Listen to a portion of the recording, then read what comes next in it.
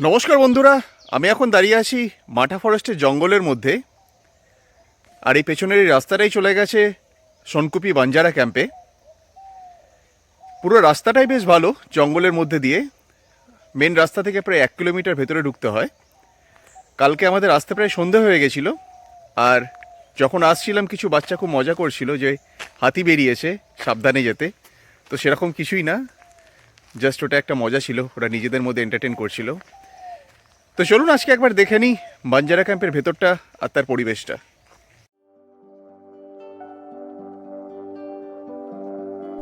ক্যাম্পে ঢোকার 1-2 কিলোমিটার রাস্তা জঙ্গলের মধ্যে দিয়ে, আর লাল মাটির রাস্তা। ছোট গাড়ি নিয়ে এলেও অসুবিধা হবার কথা নয়। রাস্তা সরু হওয়ায় একটু দেখে গাড়ি চালাতে হবে। অযোধ্যা মোড় থেকে ক্যাম্পের ডিস্টেন্স প্রায় 6-7 কিলোমিটার। স্থানীয় লোকদের জিজ্ঞেস করলেও গাইড করে দেবে, আর না হলে তো গুগল বাবাজিই ভরসা।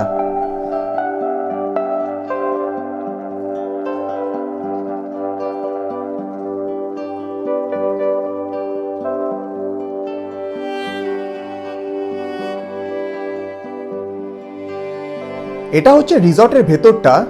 সামনেই কিচেন আর একটা বড় লাইব্রেরিও আছে। অনেক খাটিয়াও এখানে রাখা আছে, চাইলে এখানে বসেও সময় কাটানো যায়।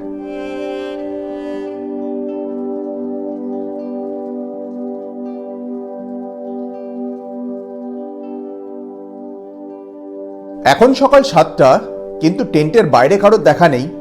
ঠান্ডাটা এখানে বেশ ভালোই পড়েছে। এখানে বিভিন্ন ধরনের টেন্ট আছে, কোনোটায় অ্যাটাচ টয়লেট, আবার কোনোটায় কমন টয়লেট। তার প্রাইস রেঞ্জও ডিফারেন্ট। তবে পুরো জায়গাটাই অনেক বড়। এখানে একসঙ্গে প্রায় 150 গেস্ট থাকতে পারে।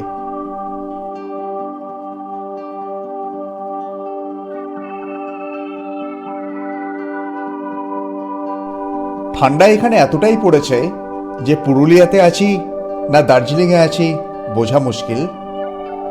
আজকে এই ক্যাম্পে প্রায় 140 জন গেস্ট আছে, বাট এই ঠান্ডায় 2-1 জন ছাড়া কারোর বাইরে দেখা নেই।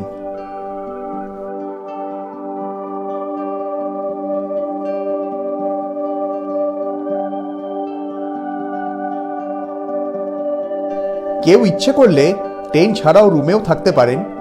অনেকের টেন্টে প্রবলেম হতে পারে, তাই ডাবল এবং 4 বেডের রুমও পেয়ে যাবেন এখানে। 2টো ফ্লোরেই থাকা যায়। আর এগুলো ছাড়াও 2টো সেপারেট কটেজও আছে থাকার জন্য।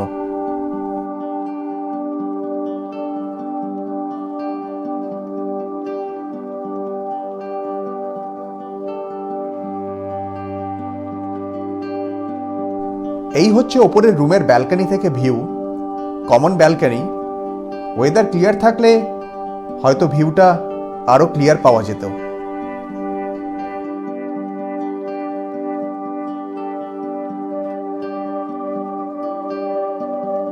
ক্যাম্পটা এতটাই বড় যে এর ভিতরে পুরোটা দিন কাটিয়ে দেওয়া যায়। বাচ্চাদের খেলার জন্য পার্কও আছে। এখানে ব্রেকফাস্ট থেকে লাঞ্চ ডিনার সবই পেয়ে যাবেন নিজেদের প্যাকেজ অনুযায়ী। এক্সট্রা চার্জ দিয়ে বারবিকিউও করতে পারেন। খাবারের কোয়ালিটি ভালোই, তবে সবার টেস্ট সমান হয় না। আমার এখানকার খাবার বেশ ভালোই লেগেছে। ক্যাম্পটা জঙ্গলের মধ্যে হওয়ায় বাইরের রেস্টুরেন্টের সুবিধা হয়তো এখানে পাবেন না। তবে এখানকার স্টাফরা সবসময় চেষ্টা করে নিজেদের গেস্টদের ম্যাক্সিমাম হেল্প করার।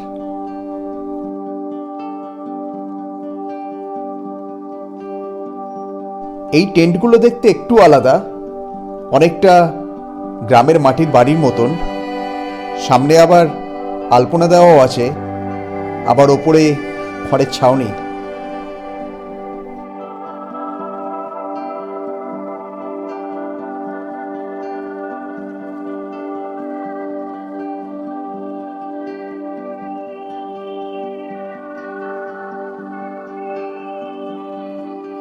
ক্যাম্প থেকে বেরিয়ে আমি এখন সামনের জঙ্গলের দিকে একটু হেঁটে যাচ্ছি।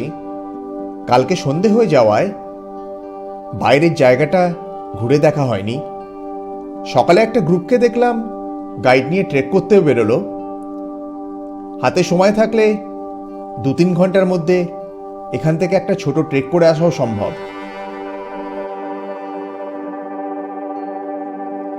ক্যাম্প থেকে আমি এখন অনেকটাই দূরে। চারিদিকে শালপিয়ালের জঙ্গল, ঝিঝি পোকার ডাক আর পাখিদের কিচিরমিচির ছাড়া কেউ নেই এখানে।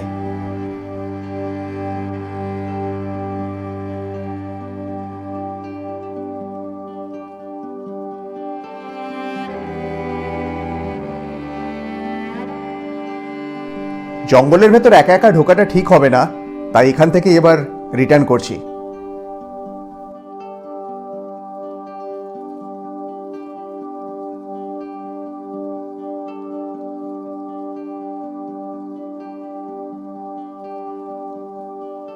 এখানে একটা ছোট বাঁধও আছে, হাতিরা হয়তো এখানে জল খেতে আসে, তবে জায়গাটা বেশ নির্জন।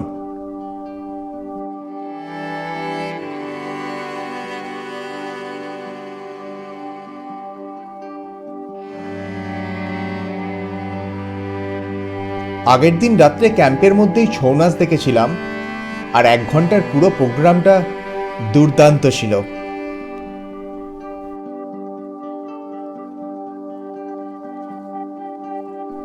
পুরুলিয়া এলে আর মাথা ফরেস্টের জঙ্গলে থাকলে সোনকপি বাঞ্জারা ক্যাম্প বেশ ভালো একটা জায়গা।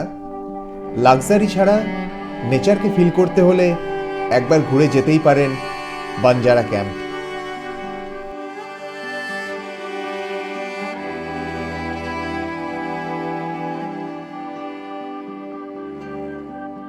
আজকের এই ভিডিওটা ভালো লাগলে প্লিজ শেয়ার আর সাবস্ক্রাইব করবেন। আপনাদের সবাইকে অসংখ্য ধন্যবাদ।